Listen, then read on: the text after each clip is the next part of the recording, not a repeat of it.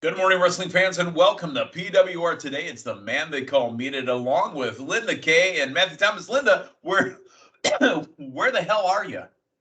Well, you do W as the Road Warrior, as Yep. I was in Louisville this past weekend for OVW's huge March Mayhem pay-per-view. A couple stops along the way, getting back home and whatnot. So, just wanted to pop in here with you guys for a little bit here before I gotta get back on the road here. Okay. So, are you at a Love's? Are you at what are the other ones that are out there? I see Family Expresses. Okay. I see Get Goes and no Thornton's. Thornton's is Thornton's. a good stuff. Circle K's. I Oh, don't see hey, any come and things go goes. down at the Circle K. Just Oh ask well, Bill and Ted. I don't come across any come and goes when I head south Whoa. to Speaking of come and Louisville. go, watch out if they tap on your toes when you're in a stall. Be careful. Linda, we're going to get to the sponsors in just a bit, but I'd like to talk to Matthew about collar and elbow.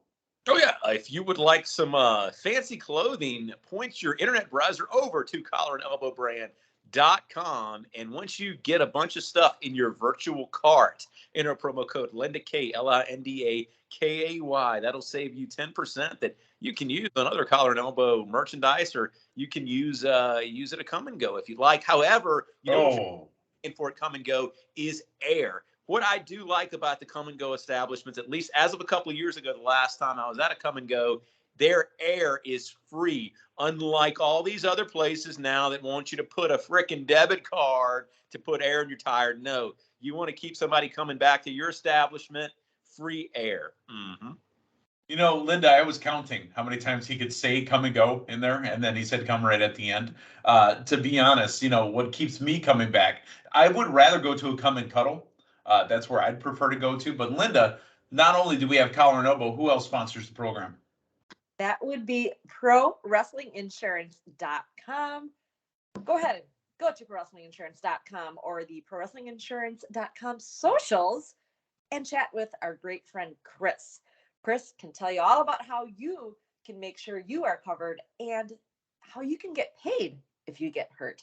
And that doesn't necessarily have to be in the wrestling ring. And this Right. policy, the supplemental coverage, I should say, doesn't apply just to pro wrestlers. It actually applies to anybody. So anybody listening, if you want an affordable plan as low as $8 a month, they'll make sure you are covered if you get hurt and you get paid to help pay for those medical bills. Make sure to go to ProWrestlingInsurance.com, speak with Chris. There's also event promoter plans you can talk to him about if you have a show coming up that you're planning out, as well as life insurance policies. ProWrestlingInsurance.com. Make sure you are covered. Yeah, and hopefully not covered in a come and go. Let's move on here, Linda. I know that you got to get going again. You said you're somewhere between Louisville and Milwaukee. I know that you're on the road trying to get back from all the big events. But before you go, tell us what you were doing. Tell us what you got coming up next. Yes. So if anybody missed March Mayhem, you can catch the replay. It's available at Fight TV. That's where we, have our weekly OVW TV shows every Thursday night, 6 p.m. Mhm. Central, 7 p.m. Eastern. That's live every Thursday night. But we had our big March Mayhem pay-per-view this past Saturday. A lot of familiar faces, including the Fanny Pack Kid, who had a victory, y'all. So I didn't mean to spoil that, but if you want to see that, as well as some we had 4 title matches. I know I had to go in and out of that ring to do these intros many times, the in-ring championship intros. So it was a great, great show. Thank you to our fans. We had familiar faces and some new first-timers at OVW as well. I heard some great feedback. Things are brewing even more there at OVW. So if you want to catch the replay, you can go to Fight Awesome. TV to check it out. And also, my road adventures continue as I first have a stop in Kenosha, Wisconsin this Friday night. Home of the only White Castle in Wisconsin.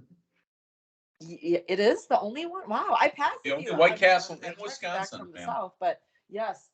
So this Friday night, March 10th, it's SSW and SNS presenting Horsepower. That's going to be a fundraiser show, everybody. Keep that in mind. It's going to be at Mahone Middle School in Kenosha, Wisconsin.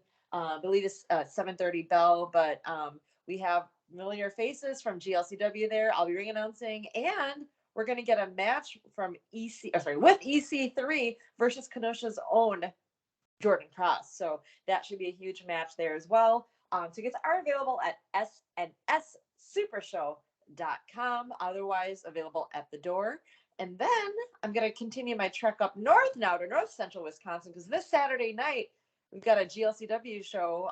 It is Merrill Mania 3, where we'll see what happens Friday night in Kenosha, but we've got EC3 that will also be at MM3. You get that? Merrill Mania 3.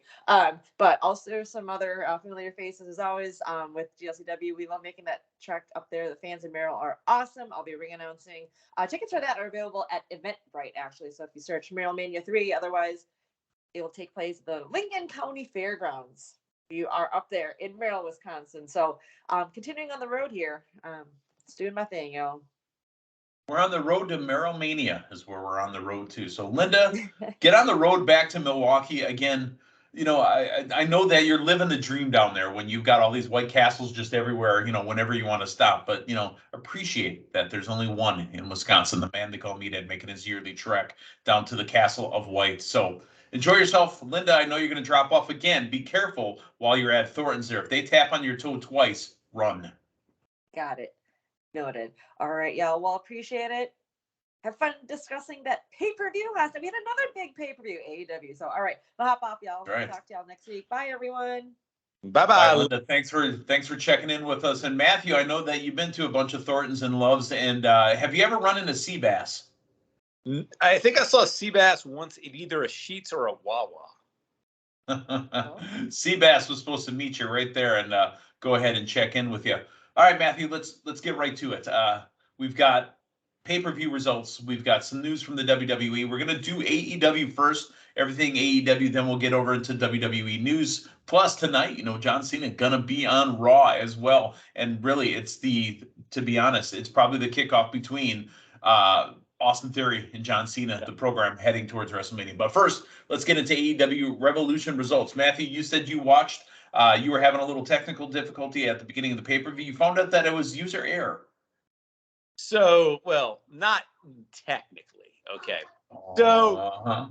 So every time Tony Khan has a big announcement, here's what big announcement is. It's so Matthew will not have to deal with Bleacher Report. Okay. And now I get that I should have gone the route of calling up my local cable company and doing it the old-fashioned way. But, having it on Bleacher Report gives me several different options to watch it in the future, or, my login for people to watch it or whatever, right? And not that I share my Bleacher Report password with anybody, but hey, you know what? I'm at a point, Meathead, where I'm almost going to give the freaking viewing audience my Bleacher Report password. So anyway, you have reached 27 logins. So for whatever reason, my Roku does not work with my new TV. So I've got my Fire TV or my Fire Stick or whatever hooked up to my new TV. So I've got Bleacher Report through Amazon, right? Well, anyway, Bleacher Report and Amazon ran into technical issues for the entire duration of the pay-per-view last night into the replay. So finally, I am able to get Bleacher Report pulled up on the app on the iPhone, cast it to my TV. But my goodness, it was a process. And then, of course, the pay-per-view ends, and then it kills the feed, and I have to wait until the replay. And just another not great experience. And this has happened like, I'd say 80% of the time. So let me ask you, why are you doing this way instead of calling up your local cable provider? Is it monetary? No, it's the same price. But with Bleacher Report, though, I believe I've got access. Well, I think I've got access to it. I think I can go back and watch it. Maybe I can't. Yeah, I don't know. The answer is I don't know, Meathead.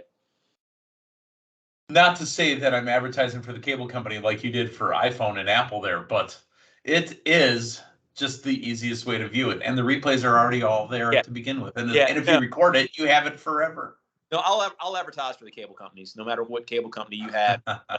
You know what? Take it a step personal. That's the thing that I didn't like when I was having these technical difficulties.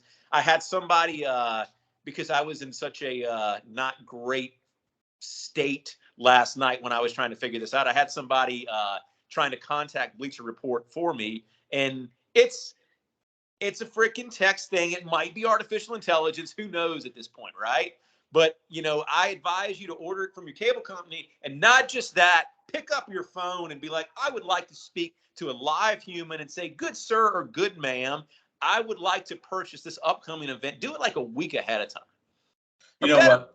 Drive to a cable company and ask to Don't. see. No. Don't. I'm telling you to stop right now. No. Pay them in cash. I'm tired of all this credit card stuff, right? Pay them in currency. Give them your hard-earned money. Look that person in their eye. Shake their hand. Go to the bathroom. Tap your foot in the stall. Whatever you need to do.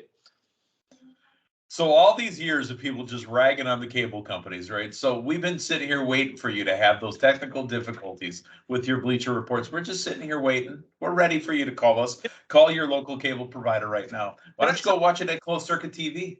Can I tell you how convoluted it is? So I kind of like this show where we haven't gotten the results yet. Yes. Going through Bleacher Report can't give Matthew his money back or a partial refund. Matthew has to go through Amazon now, who he purchased it through. So you've got all these layers upon layers upon layers of stuff now, right? Yeah. Should go to your local theater. United Artists Theaters, I believe, we're showing it as well. But let's get to the pay-per-view for those that didn't watch it and want to hear the results. The opening match on the pay-per-view proper, because we did have a pre-show match or a buy-in, and that was the Ring of Honor tag team of Mark Briscoe. Well, actually, he's a tag team champion. And the Lucha Brothers, Penta El Zero Miedo and Rey Phoenix, taking on Ari Daivari and the Varsity Athletes. Good match for the team of the Lucha Brothers and Mark Briscoe. But let's get to the pay-per-view proper, all right? It starts off with Absolute, Ricky Starks, and the Ocho, Chris Jericho. Matthew, your thoughts on this match and the fact that this is probably the biggest win in Ricky Starks' career? No, absolutely. And the fact that you are seeing Jericho put people over, pretty consistently now. I mean, this was a win that, Ricky Starks needed here, and a win that he got, and a great way to kick off the show. The last burial match, let me ask you this, because it said it was no holds barred. Which hold was barred before the match? Like, which hold weren't they able to use that they had to put on a stipulation of a no holds barred during the last burial? And is it convoluted when you have a last burial and a no holds barred match? I think they've gone back to like early 90s WCW rules where you can't throw somebody over the top rope. And in this match, you could throw somebody. Yes. Yeah. Well, not over the top rope, but into the burial, into the grave. Matthew, tell us about the final 2-3 minutes of this match and how it ended. Yeah. So a couple things here. We talked about AEW. You've got 4 or 5 pay-per-views a year. You've got all the time to book this stuff. This stipulation, Meathead, was it made on Dynamite or was it actually made on Rampage? Like, it was within the last week. It was made in a promo. Yeah. Because it was Christian Cage in an interview on Dynamite, and then it cut to a video of Jack Perry over a grave. So what Jack Perry had to do is put the camera down in the grave so it shot up at him. Yeah. So the setup for this, I mean, it's just very, very rushed for a company that has months upon months to build a pay-per-view. However, I thought this match delivered, and it was a nice kind of quasi-hybrid WWE casket match, with a buried alive match type of deal. You had your grave or you had the casket at the near the entrance, so they had to fight over there amongst some dirt. I think the visual of them fighting in the dirt, I mean, it added something to the match. This did not feel just like a blatant copy of a WWE casket match in a situation where, you look at casket matches throughout WWE, normally it's somebody that has some issue with The Undertaker or has an issue with somebody that is going to want to have a casket match. Now, all the talk about Luke Perry, all the talk of the Christian Cage, Jungle Boy feud, this did make sense. Again, this was a blood feud. I mean, yeah. Is what it was. Yeah. And I'll be honest with you, when I look at the pay-per-view, this was probably the match that stole the show for me. I thought both guys did a really, really good job here. There were some stiff shots We had some color. It seemingly hard way. I think Christian got his eyebrow busted early on. Because that's really the most important part of Christian is his eyebrows. Yeah, yeah. And let's keep in mind too, Christian wrestling in a cutoff turtleneck. Okay. Yeah. He was. So get Al on the phone. That's what I want to see in Collar and Elbow's new summer line is a cutoff turtleneck. Now, I will make my entire wardrobe consist of that. Solid match, Jack Perry, because they seem to be going more and more towards dropping that Jungle Boy moniker. Jack Perry with a very, very important win. I'd be okay with Jungle Jack Perry. Yeah. Again, the whole point that you've made for years is to drop the boy part of it. Yeah, exactly. And he's not wrestling in Tarzan-esque attire. He's wrestling in jeans and in street fight. Yeah. I love this match. Again, we just talked about Chris Jericho putting over Ricky Starks and elevating Christian, doing the exact same for Jack Perry. And he's been doing it for him for months upon months. Remember, Christian, was around when the Luchasaurus and Jack Perry were the tag team champions. So, I mean, he's been elevating this guy. So, a great job. I love when a veteran does the job to help out the younger. Another thing left here, Christian come back as a poor man's Undertaker. Let's go trios to carry on our wayward son. We carry on with the next match, and it's Kenny Omega and the Young Bucks, the Elite, taking on the House of Black. I felt like this was not predictable, but it was predictable, but it wasn't. The winners and new trios champions, the House of Black, belts for Brody King, Buddy Matthews, and Malachi Black. How awesome was this, Matthew? Thought it was great, and this is what needed to happen here. I don't think the Elite needs those belts. The Bucks function great as a tag team. I think you need to get Omega in there in some singles programs now. Yeah. An Omega singles match, a singles feud, feels very, very important. So I think this was the right move. I think it elevates the House of Black, and it frees up the Elite, which I think is going to be crucial here. And we had I don't know if it was Brody King's son or child at the end of the match in there. But my goodness, how creepy was the little mask over the child? Did you catch that? That was okay. Yeah, that was a way of making it wholesome, but also making it creepy at the same time. Yeah. In a tough spot after such a great run of matches, here comes the AEW's Women's World Championship match. And there is no popcorn matches in AEW, right? However, Jamie Hayter, Britt Baker, Ruby Soho, and Saraya, this was the one that we all took our breath on. And we all just kind of, okay, let's get this match. Let's get reset up for the next thing that's coming up. This was a road bump on the Revolution pay-per-view, but an interesting match nonetheless. Winning and retaining is Jamie Hayter. Yeah, and we talk about the lack of representation of the women's division on Dynamite and Rampage. It is glaringly clear on a pay-per-view when you have a almost 4-hour show and there's one women's match and there's one women's story. And it's 1990s middle school mean girl storyline is what we're doing right now. Oh, yeah, because Ruby Soho stabs Britt Baker and Jamie Hayter in the back. Yeah, everybody performed great, but my goodness, they are the AEW's women's division, the way it's booked, man, it seems to get worse as time goes by. And there's not that effort. There's not enough thunder in this, is what you're saying. And there's star power there. There's not enough thunder, but here's the thing. She comes back, Meathead. She's in the one women's segment on a Rampage or a Dynamite or a pay-per-view. One women's segment, one women's story on a pay-per-view. This, I mean, you are getting 2 and 3 times the women's representation on a standard SmackDown at this point.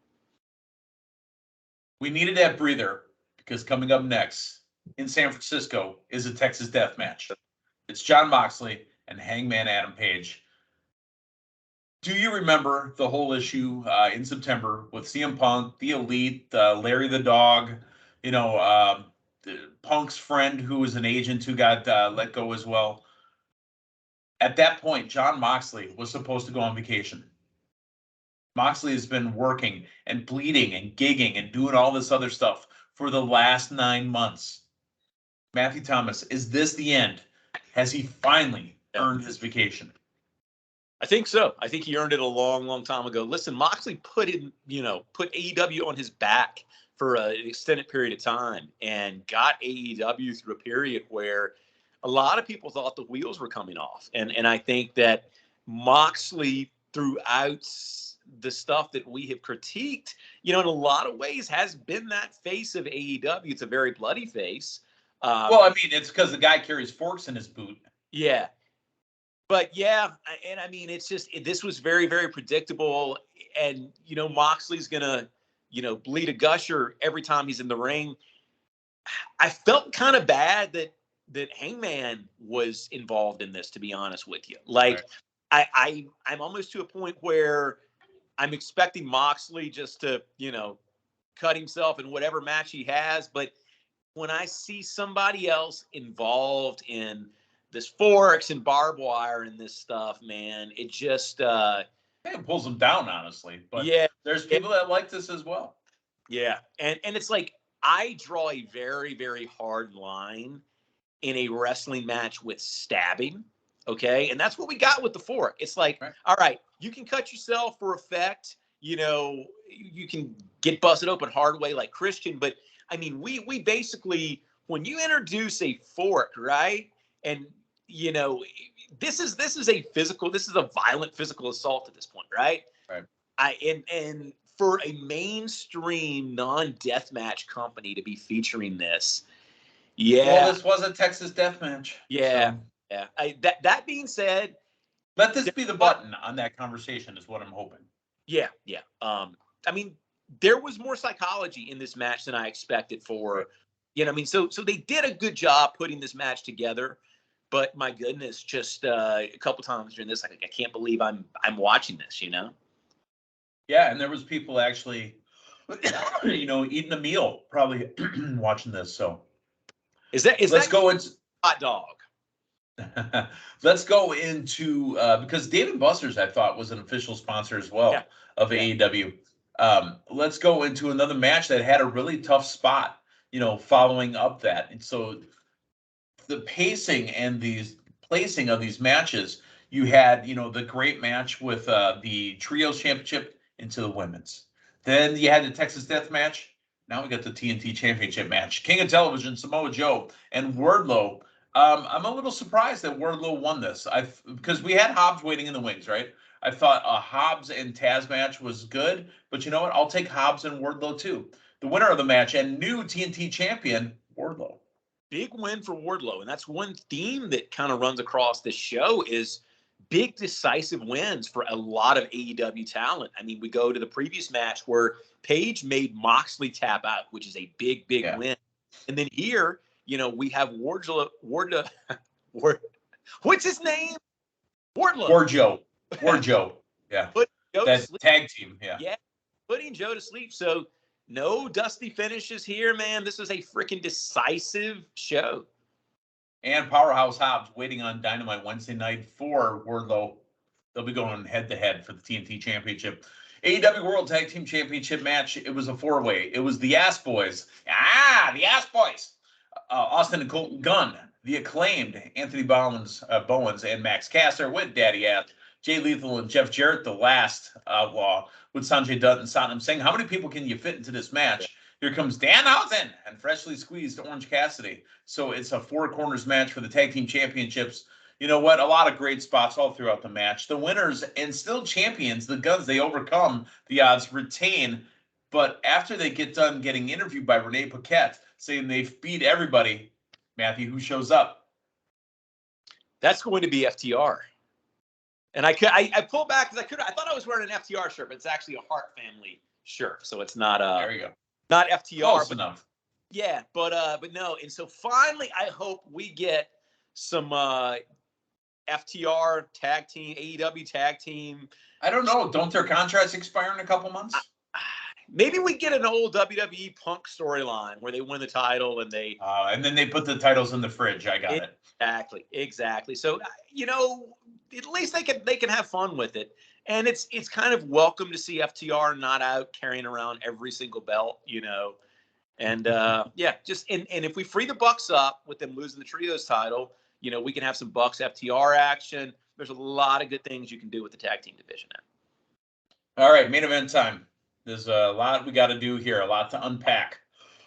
It's a 60-minute Iron Man match. MJF and the American Dragon, Bryan Danielson. Matthew, what were your thoughts going into this? Were we going to get a 0-0 or a 1-1? We ended up with a 3-3 at the end of 60 minutes. Your thoughts on the match before we go into overtime? You know what? I'm always curious to see how this stuff is booked, because I think everybody's almost always expecting Brett and Sean, no decision, Right. The story here was, can MJF last? MJF, he doesn't wrestle a ton. Can he wrestle a 60-minute match? So I think you remove all the bells and whistles. This was the story they were trying to tell. Yep. And of course, the finish, there was a tapping out after the bell went, with the ties. So the tap out for MJF in the single leg crab did not count. Tony Khan whispering into Tony Schiavone's ear, which I believe happens every Wednesday, at about 7:30 in the morning. Tony, oh, Tony. So I don't know how that works, but that's their own thing, their own dynamic. Tony Schiavone comes out and says Tony Khan will not allow a draw. It is time for sudden death. And the winner is MJF. He a little bit of shenanigans at the end. He waffles with a running knee, for a 2 count Danielson did, but it did not work. Like I said, he cracked him with the oxygen tank. MJF puts Danielson in a label lock. Danielson taps. Another decisive. He went 70 minutes this time. Yeah, another decisive win here. And making Danielson tap, this is a huge feather in MJF's cap. Which is what we were supposed to get the whole time, right? This wasn't Danielson's match. Yeah. So I think AEW's challenge going forward is to make him that heel so his gimmick during this title reign has been, I'm not going to wrestle a ton. You're going to have to pay to see me wrestle, that type of deal. Right. I want to get more of the MJF that we've had in the great MJF promos. One going back months ago with the William Regal thing. I think a few weeks ago, man, that was another one for me where he's referencing the reason that he's sick of Danielson, the fact that this guy's taking so much stuff for granted. That's the MJ. And you've got to, again, you've still got to punctuate it with him being a heel. You've got to have him bring Danielson's family in there. But we see glimpses of this absolute great promo that is beyond, you're going to have to see me pay money, the cheap heat type of stuff. And I think that is the type of stuff of the number one heel in the industry. Okay. And you're saying he's the number one heel in the industry, huh? He can be. And honestly, Meathead, a lot of that, very little of that is up to him. A lot of that's how he's booked. I think he has the raw talent and the material to be the best heel in the industry. I don't think in the industry right now there's anybody that can hold a candle to him on the mic except maybe Paul Heyman. So, Matthew, I know you're a big toe guy. Are you a big fan of Kofi Kingston putting his feet on the internet and says we're going to be all right, showing that he's got a busted up foot? Man, he just needs to freaking put some of that stuff behind a paywall and go on OnlyFans, and he can have the money coming in. So here's the thing. Apparently he got injured, Kofi did, last week on SmackDown, and he will not be in the match in that, I think it was a 5-way to take on Gunther for the Intercontinental Championship. And that just really, there was plans for him. That was going to be something. New Day is not hosting this year. The Miz is hosting this year. So, they had planned on getting him out there. And there probably was a plan to get Big E out there as well. To be honest, I feel that Big E probably would have had a debut at WrestleMania if the New Day were involved in anything, or he debuts the night after. But Kofi Kingston down with a leg injury. Well, let's view this from a glass half full, and my Dexter Lumis cup is around half full right here. Is Dexter Lumis half full, or is he still pulling people from the sidelines? Sure. I'm not sure the status of his trunk, but let's give Xavier some time to shine here, man. Like, Big E has had his run. Cody's had his run. Xavier had King of the Ring. Yeah, but we need a little bit brighter spotlight on Xavier. And I want to see Xavier just, put his personality out there, communicate with people one-on-one, and let's see what we got here. Okay.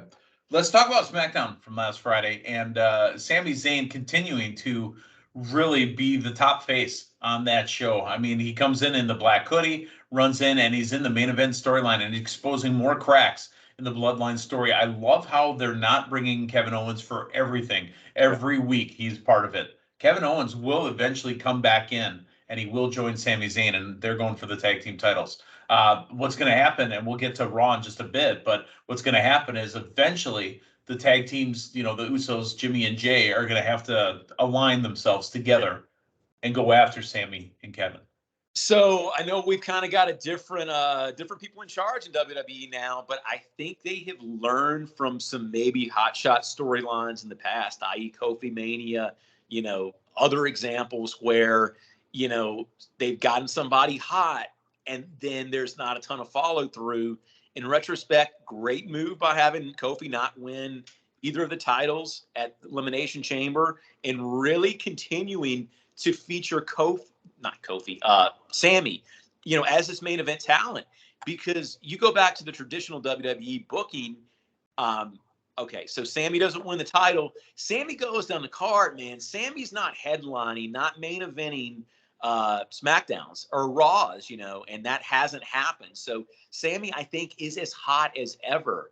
And this feels like a much more deliberate and much more, well thought out booking plan for Sami. So hopefully come WrestleMania, it's not the Kofi deal. It's not Sami. The ones that come to mind, Kofi, Rey Mysterio back in the day. You had it a little bit with Daniel Bryan, even though that really wasn't the way it was booked. He got injured, but by all accounts, But by all accounts, there, he was probably going to be dominated by Lesnar at some point. That was the year we had Lesnar just destroying Cena. That was probably going to be Daniel Bryan. So good on WWE for making sure they have got this person. I'll give you more. Santino getting heated up, for Elimination Chamber and then not showing up anywhere else. I'll give you more. I mean, it happens all the time where you get a guy heated up from, Royal Rumble up until, Fastlane, and then poof, he's in the Andre the Giant Memorial Battle Royal. Ziggler, how many times, Cesaro. Yeah. All right. So we can go on, but we're not going to. Let's talk about Cody and Roman. Your thoughts on that promo? They were going to shake hands. They were going to be polite to each other. Cody continues to be an absolute highlight every time he's on TV. Now, I know I was lobbying last week for them not to meet at all, but I enjoyed this, and I like the fact that it was Cody and Roman one-on-one. Everybody left ringside. So WWE this year in the build-up to WrestleMania, I think they're doing the best job building Mania that I've seen in any years. Now you got an idea what the final card is going to look like, but my goodness, the fun that we're having with the getting there on a weekly basis, even knowing what we've got, it's not. It seems like what we've run into in recent years. You know what you've got. It's the process of 3, 4, 5 weeks of can they coexist tag team storylines and that type of stuff. No, we're having some fun promos. It's not the other, kind of like what we've seen with AEW is having it really rush together. We're not that. It is really, really fun getting there this year to me. And speaking of getting there, we're going to do kind of a speed round here. Getting there. We're getting towards Ray and Dom. Yeah. We are getting towards something with Bobby Lashley and Uncle Howdy or Bray Wyatt. That's happening right there. We're getting towards something with Ronda and Shayna Baszler. Even LA Knight with the Brawling Brutes. We're getting somewhere with all of these. Rhea Ripley making her way towards Charlotte Flair. We are making our way to getting to WrestleMania. We're on the road, and we're getting all these stories kind of buttoned up here. Matthew, I told you I'd bring up Raw in a little bit. Jimmy Uso has now been told he needs to finish off Sami Zayn once and for all tonight on Raw, and John Cena returning. And like I said, and this is where I want you to speak in and jump in. John Cena going to return. What has Austin Theory got for him? I think he's got a challenge, plain and simple. And I think that we had the great run of Cena with the U.S. Open, or United States Championship Open. He wasn't playing tennis or anything. But I think we're going to see some of that. And my goodness, you talk about a high profile match that could do a lot of what we had happen last night on AEW, on the pay-per-view where, here's the thing. Theory wins just by being in the ring with Cena, but I'd like to see this actually be a big win for Theory here. A bunch of big matches tonight as well. Kevin Owens will take on Solo Sikoa. Johnny Gargano one-on-one with Finn Balor. Seth frickin' Rollins will go face-to-face with Logan Paul after that really awkward cell phone conversation last week. We've got new women's tag team champions that'll be on tonight as well, and that's Lita and Becky Lynch, plus Bianca Belair and Carmella. It's a big show tonight, Matthew. Yeah, and again, it's welcome to the big show. Dun-dun-dun. It's a can't miss, like every Raw and SmackDown is building up to Mania, and I haven't been able to say that in a lot of years. Years. Well, hopefully the Peacemaker shows up tonight instead of John Cena. I'd love for the Peacemaker to show up in all his regalia. Matthew, before we go, and it's too bad Linda had to go because I had some things I wanted to bring up to her. Last night's pay-per-view was a point-scoring pay-per-view, Matthew Thomas. Oh, yeah. And I don't know if you were given that memo because you scored no points. Strategy is my strategy. Strategy is not working for you. According to the accounting firm, Dewey, Cheatham, and Howe, new totals as of last night. We've got 2 nights left, WrestleMania night 1 and 2. Technically, if any of our talents show up on the takeover over WrestleMania weekend, those will count as points. But really, the big nights are going to be WrestleMania 1 and 2. So, from the accounting firm, new totals. Matthew, we've got a new leader. And right now, you're looking at him.